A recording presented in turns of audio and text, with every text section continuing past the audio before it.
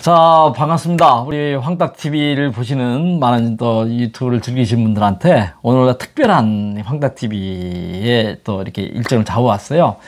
오늘은 제가 이제 황딱TV가 황씨잖아요. 그죠? 맞죠? 그래서 우리 황씨의 기운이 어떻게 왔는가? 나는 그런 게 항상 궁금했고, 제가 이름이 또 황씨고, 그래서 오늘 특별히 이 성씨나 지명이라든지 이런 쪽에 많은 그 연구를 하신 분을 제가 이게 서울에서 멀리 여기 세종시까지 왔습니다.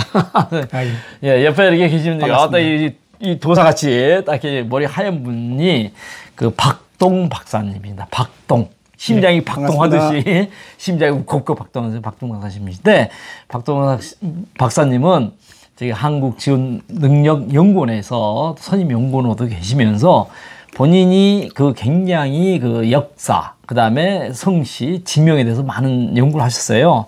예를 들면은 제 앞에 있는 책이 이렇게 다 이분이 다 쓰신 겁니다. 500페이지 넘어요. 이렇게 500페이지. 뭐 대단하네. 그리고 또 다음 달에 또 나온다고 그래요. 맞죠? 예. 그래서 네, 다음 주에. 다음 주에 나온답니다. 그래서 여기 계신 분이 박동 박사입니다. 반갑습니다. 네, 네, 반갑습니다. 이렇게 또 오랜만에 뵀는데요. 뵈면은 본래 제가 듣기로는 정치경제의 박사님이신데 하기로 하시는데, 어떻게 이 성씨에 대해서 연구를 하게 된 계기가 있었나요? 어떻게? 예, 제가 이제 영상강에 어떤 세력이 들어왔을까? 이 영상강이죠. 예, 그 고본에 대해서 이제 주인을 추적하다 보니까 이제 성씨와 지명을 방법론으로 해야만 된다는 걸 알게 됐어요. 그래요. 예. 그래서 이제 그 성씨를 추적하다 보니까 국내에 이병도 박사가 쓴 이제 한국 고대사 연구, 옛날 역사학자 분이죠. 예, 한국 고대사 연구에 보면 한국 사람들은 역대로 성씨가 없는 민족이다 이렇게 돼 있어요. 예. 그래서 제가 이분이 도대체 한민족이 뿌리가 없다라는 이 주장이 도대체 맞는 거냐? 그거에 대한 반박을 이제 하기 위해서 열심히 공부를 하게 됐습니다. 그렇게 해갖고 이 한국 성씨의 55개 거의 대부분의 성씨의 요겁니다. 기원을 이제 55개 성씨를 이렇게 다 조사 분류를 했어요. 상고 시대까지 거슬러 올라가서 연구를 하게 된 겁니다. 대단하십니다. 예. 어떻게 이런 성씨를 다 이렇게 책으로 내셔서 하셨는데, 아무튼 뭐 이런 대단한 분을 발표한 게 영광스럽고요. 제가 이제 황씨니까, 우리 황딱이니까, 제가 듣기로는 우리 황씨의 기운이 중국의 후한이죠. 후한 초기. 후한 초기죠. 그때 우리로 보면은 이제 신라 때죠. 신라 때 유리왕 때 낙자라는 분이 베트남에 갔다가 복귀를 하는 도중에 풍랑을 만나서 이제 조난을 당해서 도착한 게 울진에 있는 평해라는 곳에 도착했다고 얘기를 들었어요. 저 할아버지로부터 저도. 그래서 이제 평해 황씨가, 본관이 평해가 있고, 그 다음에 장수가 있고, 셋째, 창원이 있고, 그래서 저는 창원 황씨입니다. 그래서 첫째는 평해, 둘째는 장수, 셋째는 이제 창원이라고 해서 이렇게 했는데, 한국에서는 이렇게 큰 성은 아니에요. 내가 보니까 한 16위, 17위 정도 하는 것 같던데, 네. 저는 여기까지 이렇게 모릅니다. 창피합니다, 제가. 한국 황씨는 2015년 기준으로 70만 명 정도 되고요. 70만 명. 예. 근데 이게 중원까지 합치면요, 약 2,800만 명이 달하는 거대한 성씨입니다. 중원이라고 해서 이제 중국까지 포함하는 거죠. 중국까지 포함하면. 중국성이니까. 족보에는 이제 첫째 아들이 평해, 둘째가 장수, 셋째가 창원 이렇게 돼 있는데, 그리고 이제 전라북도에는 우주황씨, 익산 쪽이죠, 익산에. 완주입니다. 완주 익산. 근데 황락이라는 분이 이제 절강성에서 오셨다는 이제 전설이 있는데, 상해에서 가까운 절강성이죠. 옛날 절강성이 상해니까. 상하이. 족보에도 이게 고증이 좀 어렵다. 이렇게 그래요? 이제 돼 있어요. 근데 그 제가 볼 때는 이제 창원 황씨가 가장 먼저 한반도에 들어온 것 같습니다. 아, 그래요? 이 창원 황씨가 한반도에 들어온 게 아마 제가 창원 황씨인데. 예, 서기전 아마 7세기경. 아, 그렇습니다. 그러니까 황낙이라는 분보다 네. 몇백 년 전에. 아, 어쩌면 그 전에 와 있었던. 예, 한반도에 이미 왔고요. 아, 그럼 황낙이라는 분은 또 그거는 또 있는 거고요. 울진 평해로 들어오신 건 맞고요. 울진 평해. 근데 울진 평해는 저쪽 북쪽 아닙니까? 그렇죠, 그렇죠. 동해안도. 그렇죠. 그렇기 때문에 창원에 그 황씨가 제일 먼저 들어온 걸로 보이고요. 아, 그래요. 이게 또 창원에 이 포상 팔국들이 있었는데 그 중에 골포국이 여기 있었는데 이게 골포국이 황씨들의 나라였습니다. 아, 그래요? 예. 황씨들의요 토템이 거북입니다. 거북이. 예. 그래서 황씨의 표지에도 보니까 이거 보니까 가장 중앙에 이렇게 빨간 거 있잖아요. 그 거북이가 예, 황씨들 토템이 그래요? 거북입니다. 거북. 예? 그러네요. 거북이어서 이게 여기도 보니까 이렇게 거북이, 그죠? 거북이네요. 예. 창원시 마산의 옛날 지명이 구산현이었어요. 구산현. 거북구자. 거북구자. 그리고 이게 거북이라는 게 장수의 상징이기도 합니다. 그래서 장수라는 곳에 그 장수 황씨가 있는 것도 다 원인이 있는 걸로 보이고요. 한문은 물론 숫자가 물수로 바뀌었습니다만. 목숨수가 아니고 목수. 예. 우리 전라북도 얘기죠. 예. 그 이제 황씨들이 구산, 거북구자를 쓰고 구산, 혹은 구봉. 예. 그리고 이제 황산. 예, 이런 지명들을 남겼어요. 그래서 한반도에서 이 황씨들이 어디로 이동했는가 이것을 이제 토템을 통해서 알 수 있습니다. 아까 이제 말씀 들어보니까 이 토템이 그래서 이게 아무튼 우리 거북이잖아요. 근데 이렇게 보면은 이게 황씨 한자로 황하고 이 거북이하고 좀 상당히 그 상형적으로 맞는 것 같아요. 요 거북이가 변해가지고. 그래, 이렇게 맞잖아요. 이렇게 보면 맞잖아요. 황씨가 된 거고요. 예, 거북이. 예. 그 토템은 아주 상고시대에, 그 홍산 문명에서 옥이 발견됐는데 그 옥이 거북용이 발견이 됐어요. 거북용. 지금 요 그림에 이렇게 나오는 거죠? 거북용이 바로 황씨 들을 나타내는 겁니다. 그러니까 홍산 문명 시기에도 황씨가 있었어요. 아무튼 그러니까 굉장히 오랜 역사를 자랑하는. 아무튼 이게 한자로 황 쓰는 거하고 거북이하고 이렇게 딱 형상이 너무 같습니다. 같습니다. 그래서 이게 거북이는 굉장히 좋은 건데 제가 그 황씨라는 게 굉장히 좋은 느낌이 드네요. 예.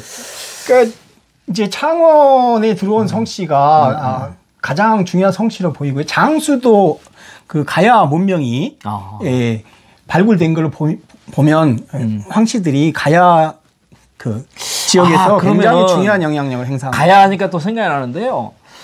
우리 옛날 중고등학교 때 보면은 가야국 할 때 김수로 왕이 나오고 그때 구지가를 불렀다 이런 얘기가 있더라고요. 그게 뭐죠? 구지가가 구자도 이거 혹시 거북구자. 거북구자예요? 예. 그래요. 그러니까 구지가가 황씨하고 연관돼 있다는 거예요. 그래요. 그러니까 많은 분들이 구지가를 이게 해석을 못 하고 있는데요. 다 우리 구지가까지는 알아요. 했다. 성씨 연구를 이제 제가 깊숙이 하다 보니까 이게 구지가도 설명이 되는 겁니다. 김수로 그래요? 왕이 가야를 건국한 게 42년이에요. 그러니까 그보다 훨씬 전에 황씨들이 이미 살고 있었는데 그 증거는 뭐냐면 이게 낙동강이 김해의 북쪽에서부터 이렇게 기역자 모양으로 부산 옆으로 이렇게 내려옵니다. 그 강을 삼국사기에는 황산하라고 불렀습니다.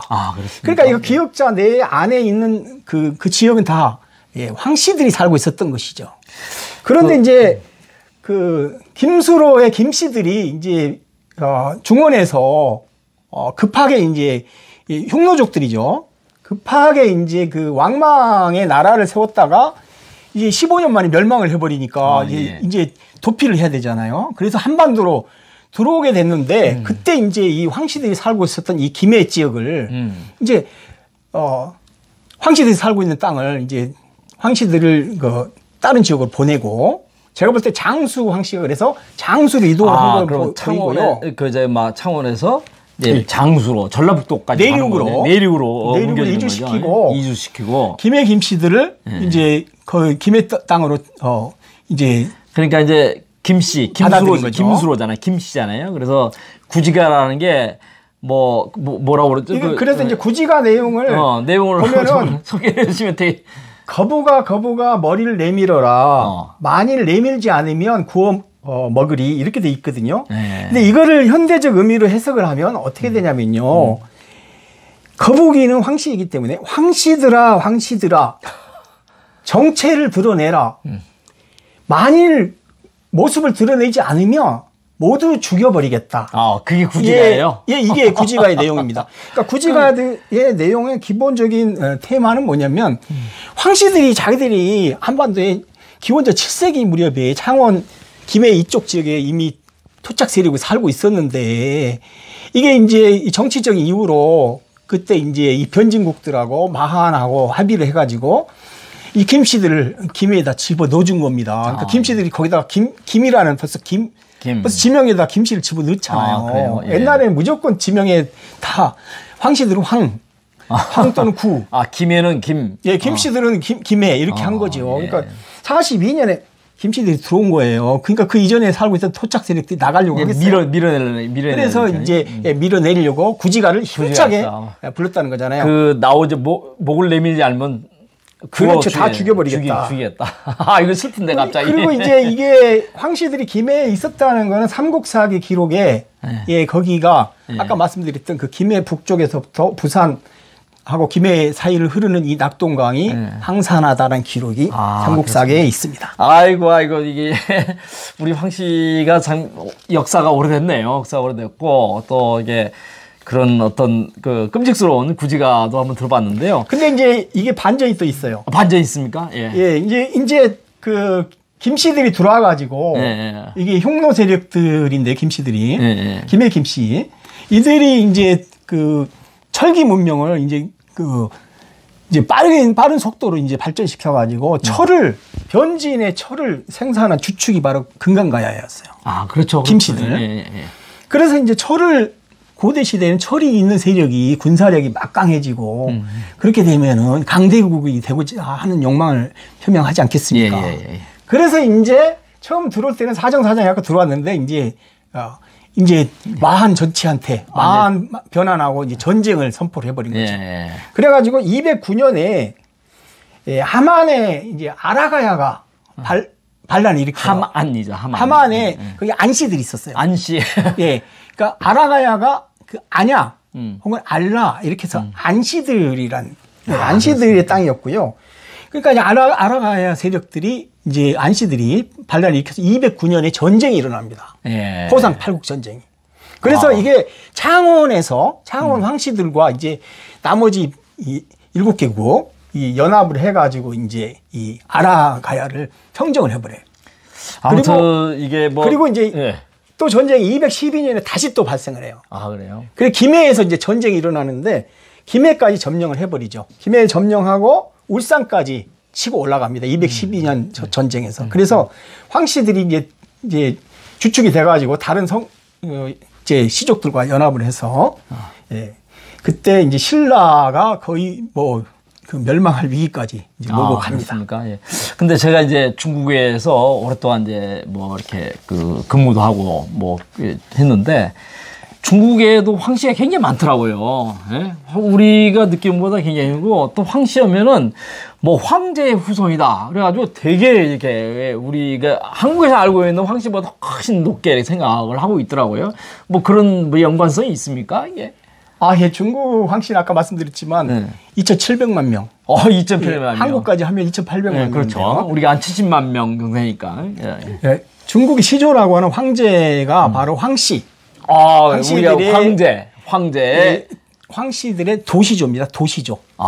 도시조고 그 황제의 이제 그 현손이죠. 현손 전후 고향 임금에 또 현손인 육종이 있어요. 육종이라는 분이 그 6 아들을 낳았는데 다 어머니 옆구리를 요즘 말로 말하면 제왕절개를 해서 6 아들을 낳았어요. 아, 옆으로. 예, 예. 그렇죠. 이제 쪼개가지고. 예. 근데 그 중에 해련이라는 분이 황국에 이제 지금 산서성 태원 분지 거기에서 이제 나라를 세웁니다. 그래서 거기서부터 황국이 있었고요. 아, 황씨들은 이제 그 태양을 숭배하던 그런 추경족이라고 합니다. 추경. 예. 그리고 이제 그 후한서 동의전에 보면은 황희가 나와요. 황희.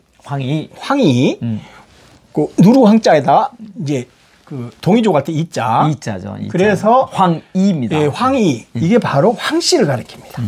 아, 그래요? 예. 아무튼 중국에서는 제가 이렇게 보면은 황씨들은 굉장히 자부심이 큽니다. 그 다음에 아까 말씀한 2,700만 명이라고 그래요. 근데 지역적으로 어디 쪽에 제일 많이 있나요? 뭐 이렇게 지금 현재로는 광동성에 가장 많이 살고 광동 있고요. 쪽에. 예, 광동성, 뭐 절강성 이런 그 중국 남부 쪽에 지금 대규모로 분포하고 있습니다. 아, 그래요? 근데 제가 상하이에서 이렇게 있다 보니까 상해에서 이제 황씨들이 무슨 얘기냐면 상하이 거기가 황씨의 땅이 있다고 그런 얘기를 해요. 아, 예, 예. 근데 그 얘기를 하나 들었고 또 하나는 중국에서 또 재밌는 또 얘기가 뭐냐면은 우리가 삼국지에 이 전략가 책사라고 하는 제갈량 이 부인이 또 황씨라고 그러더라고요. 아, 예. 진짜 그렇습니까 이게? 예. 그다음에 상해가 어떻게 황씨의 땅에 있나요 이게? 그러니까 그 사마천의 사기 춘신군 열전에 보면 황허리라는 분이 전국 시대에 그 사공자 중 한 사람이었고요. 초나라의 최고 실력자였습니다. 아, 초나라의 최고 실력자. 그러니까 이게 이제 그 상해 지역을 봉지로 삼았어요. 이분이 얼마나 실력자였냐면 이제 조나라의 이원이라는 사람이 자기 여동생을 춘신군한테 시집을 보냅니다. 예. 그래서 이제 춘신군이 이제 첩으로 삼았어요. 그래서 임신을 한 상태였는데 그때 마침 초나라에 왕이 자식이 없었어요. 그래서 이제 그 이원이 자기 여동생이 임신한 상태에서 초나라 왕한테 시집을 보냅니다. 아, 그래요? 그러니까 춘신군 황허의 이제 첩이죠. 예. 첩이 이제 그 초나라 이제 그 왕한테 시집을 갖고 거기서 아들을 낳았는데 그 아들이 왕이 되죠. 아, 그래요? 그런데 춘신군 황허이 그 자기 아들이 왕으로 등극하는 날, 자객들한테 이제 시해를 당합니다. 아, 그래서 세상에는 뜻하지 않는 일이 생기는 않은 복이 오는가 하면은 생각지도 못한 화가 온다. 이런 소리가 바로 춘신군 황허 때문에 생긴 겁니다. 아, 그래서 이제 상하이 그게 이제 황씨들의 땅이었다. 원래 그러니까 그런 기원이 거기서부터 나왔군요. 그렇죠. 그러니까 춘신군 황허리가 얼마나 유명한 사람이냐면 그 여불 있죠, 여불이. 아, 여불이 알죠. 진시황. 진시황. 똑같은 케이스예요. 아, 그래요? 예. 여불이도 자기 아들이 그 진시황이잖아요. 예. 그리고 우리 이제 또 많은 그 삼국지에 하면은 뭐 유비, 장비, 관우 나오는데 또 빠지지 않는 사람이 제갈량이잖아요. 제가 중국말로 주거량 그럽니다. 제갈량의 부인이 황씨라는 게 또 유명하신 분이라고 그러는데.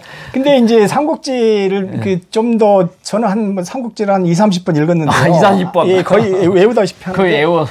근데 그 자세하게 이제 그 제갈량이라는 인물에 대해서 그 분석을 해보면 제갈량이가 관료적인 사람이에요. 아, 그래요? 창의적이지 못해요. 아, 전혀 다른 얘기인데. 근데 이제 그 형주 호족이었던 황승원의 딸 황원령이라는 이제 부인이 이제 시집을 가는데 황승원이 이제 제갈량을 사위로 삼고 싶어요. 아, 그래서 뭐라고 하냐면 얼굴은 아주 못생겼는데 머리는 그 아주 명석한 딸이 있는데 장가 가겠나? 이렇게 이제 물었어요. 아, 자기 딸을 얼굴이 못생겼다. 그걸 그렇게 아버지 뭐라고 표현했냐면 누렇고 얼굴이 시커먼. 아, 얼굴이 누렇고 시커먼 딸인데 좀 살겠냐 이런 얘기 했네요. 뭐 고도에 무슨 뭐가 있나요 이게? 그렇죠. 근데 이게 재능이 뛰어나고요. 아, 재능이. 미색도 그렇게 못생기지는 않았다고 해요. 아, 그래요? 근데 못생겼다고 일부러 한 건가요? 근데 제갈량이가 이제 황원령의 시를 보고 반해가지고 전격적으로 혼인을 합니다. 아, 시도 있어요? 예. 어. 그 황원령이라는 여인이 시도 쓰고 전략가였어요. 아, 오히려. 그래서 제갈량의 부채 있죠. 아, 부채 이렇게. 예, 제갈량이가 이렇게 붙이고 있는 이 부채에는 황원령이가 매일같이 거기다가 전략을 다 써서. 그러니까 메모장이네, 이게 메모장. 그렇죠. 그래서 제가 그걸 보고, 예, 컨닝 페이퍼를 보고. 컨닝 페이퍼. 맞네, 얘기하면서. 전략을 수립했다고 해요. 그러니까 대표적으로, 네. 그, 제갈량이가 만드는 걸 알려진 모구유마. 네, 군량을 나르는 네. 그 목마인데, 네. 그것도 다 황홀령이가 개발한 걸로. 이렇게 나옵니다. 그래서 아주 훌륭한 부위를 둔 덕에, 제갈량이라는 인물이 오늘날 역사적으로 유명해진 것이죠. 이게 또, 이게 아주 재밌는 또 있네요. 그래서, 아무튼 얘기를 하다 보면 끝이 없을 것 같고요. 우리 이제 황 씨들 보면 옛날 뭐, 세종 때, 태종 때부터 이렇게 보면은 그 황희장성도 있고 뭐, 여러 가지 유명하신 분들이 있는데, 나중에 그, 이런 것을 PPT로 이렇게 가지고 별도로 이렇게 유튜브도 이렇게 시작하신다는 얘기를 들었어요. 예. 앞으로 어떤 계획이나 뭐 이런 걸 좀 말씀해 주시면은, 우리 황탁TV를 통해서도 또 이렇게 많이 홍보도 되고 하면 좋을 것 같아요. 어떤 게 한국 성씨 지금 이 책을 요약을 되는 건가요? 이 책이? 55? 예, 한국 성씨 55개에 대해서 앞으로 이제 유튜브를 제작을 해가지고요. 이렇게 여러분들한테 상세하게 설명을 드리고자 합니다. 그러니까 이게 지금 오늘 여기는 자료가 이렇게 띄어지지는 않는데 이렇게 이제 뭐 이렇게 이렇게 PPT로 해서 같이 이렇게 보면은 훨씬 더 이해도가 높겠죠. 그래서 예를 들면 김씨다 그러면 김씨에 대한 거, 박씨다 하면 박씨에 대한 거, 그다음에 양씨다 하면 양씨에 대한 거, 뭐 전씨다 하면 전씨에 대한 거 쭉 이렇게 각 장이 되는 거죠. 예. 그 작업장료도 대단하시겠는데요. 예.